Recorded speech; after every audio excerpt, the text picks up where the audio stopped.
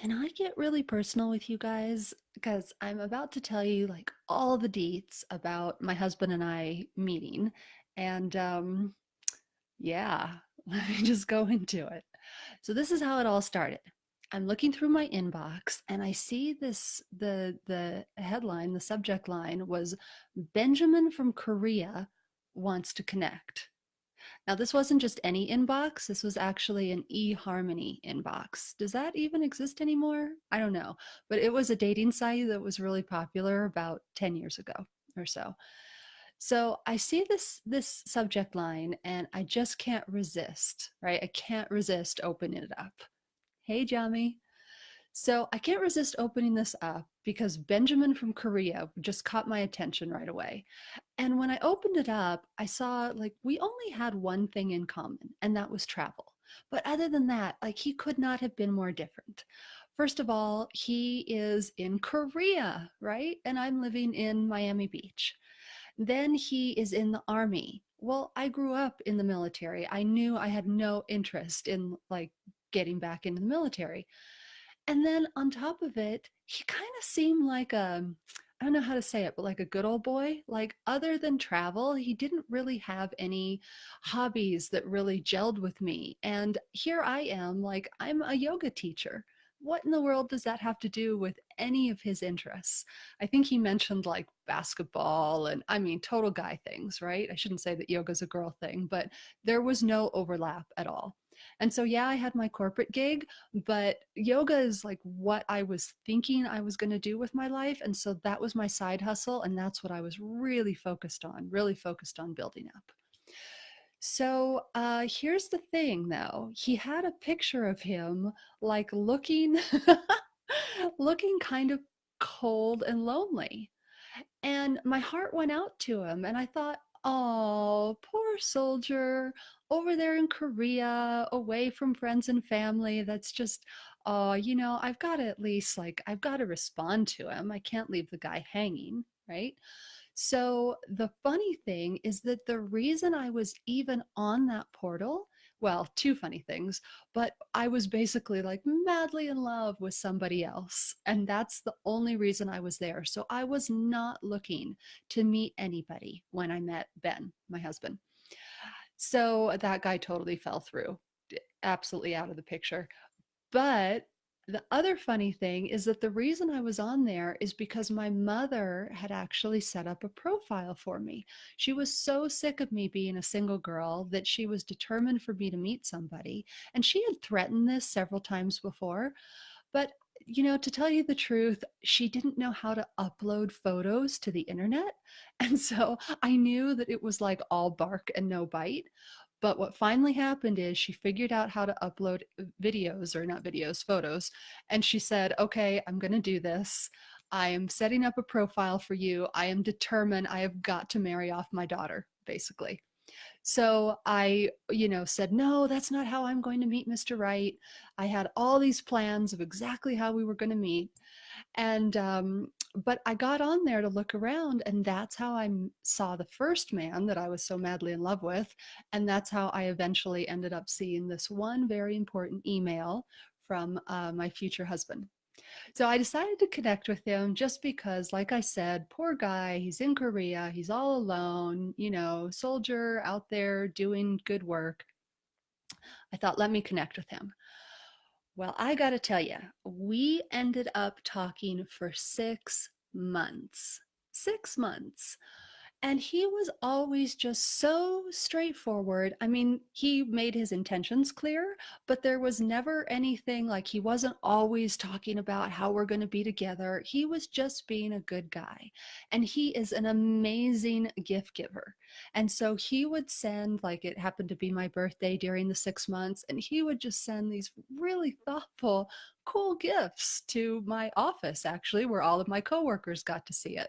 Now, everyone around me is already madly in love with him, right? I'm thinking this isn't going to work because he's in the army and yeah, it's probably not going to happen. And he's in Korea. I mean, this is just crazy. But my coworkers were all in love with him because he was such a good guy. And let me tell you, my parents were over the moon because because I've definitely kissed my fair share of toads. And this guy was just so consistent. So he'd often call me on a Friday night. It was Saturday morning in Korea, and he was just so freaking punctual.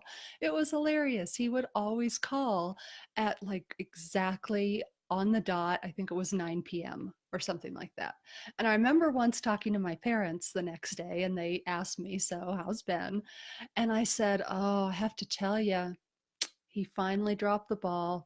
He finally dropped the ball. He let me down." And they were like, "Oh, no, not Ben. What happened?" I said, "Yeah, he didn't call me until 9:04." So you see, that's how punctual this guy was. He was always there. He was always consistent. He was just being like very friendly and quite frankly, very irresistible. And then as soon as he got stationed back in the US, he said to me, "Well, Jenna, I think it's time for us to finally meet. What do you think?" And once again, I thought, oh my goodness, he's been so wonderful. I can't not meet the guy. So we decided to meet up. I fell in love. He was just in person, he was just like he was throughout all this communication. There was like no artifice, and we fell in love, and the rest is history. Um, but let's just dissect that a little bit, because I was talking to my friend and realizing this is just a perfect business parable. First of all, what first caught my attention? There was some attention getter, like there was some amazing headline. Benjamin from Korea. It was out of place. It was unexpected. It didn't look like everything else in there. And then his consistency. Now, I know you all have heard a lot of people talk about just being consistent, just being there. And I just want to insert a little caveat that sometimes that can get a little militant. You know, people are like, you must email at the exact same time every day of the week. Everybody's waiting to hear from you. And I think that creates a lot of undue stress for us. So let's be a little easy on ourselves. Sometimes it doesn't always work out that we're down to the hour, like, sweet Ben was always calling at 9 o'clock and once in a while calling at 9:04. But at least show up, at least show up every week with the expectation that you're not necessarily going to pick someone up in a bar and they're going to be so wowed by you that they're going straight home. Like, we need to change our expectations there. It can take time to court somebody, to nurture your relationships, to let them get to know you, like you, trust you. And that's why when I did finally meet Ben, because he'd been so consistent, because he'd, showed me how amazing he was, just giving gifts for free and just always being there. As soon as we met, I'm like, yes, let's do this. This is I can't not do this. And that is often the way things work in business. You're just getting to know people over time. You're always being yourself. You're showing them what you can do. You're making your intentions clear. It wasn't like he was like, "Oh, Jenna, I would just want to hang out with you because I want to get to know more about yoga." No, he never said that, and nor would he, because he had zero interest in it. But he said, "Yeah, I think that I'd like to date you. I'd love to talk more. Let's get to know each other." And then there was no pressure after that. He made his intentions clear. He caught my attention with something that was, interesting and different. He did show like he gave free value. He did it without any, hope of return. Obviously, he's in Korea, I'm in Miami. And over time, I just grew to love him. And I think that's what we kind of often, yes, I definitely work with my clients on the little tricks and the little strategies that can help you find clients sooner. And if you haven't watched the birthday cake strategy video that I've posted, definitely go see that one. It's a big one.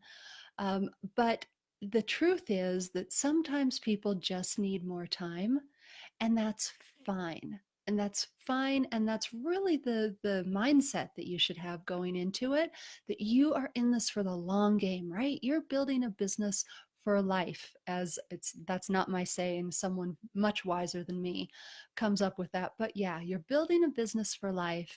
You're in it for the long game. Show up, be consistent, be yourself, let them get to see you, tell them who you are, what you actually do, but without expecting anything in return. You don't have to jump down their throat.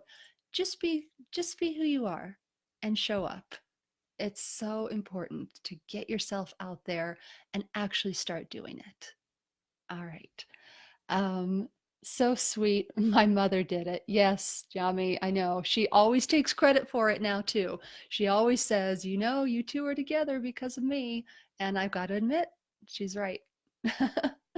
Anyway, have a great rest of your day, you guys. Bye.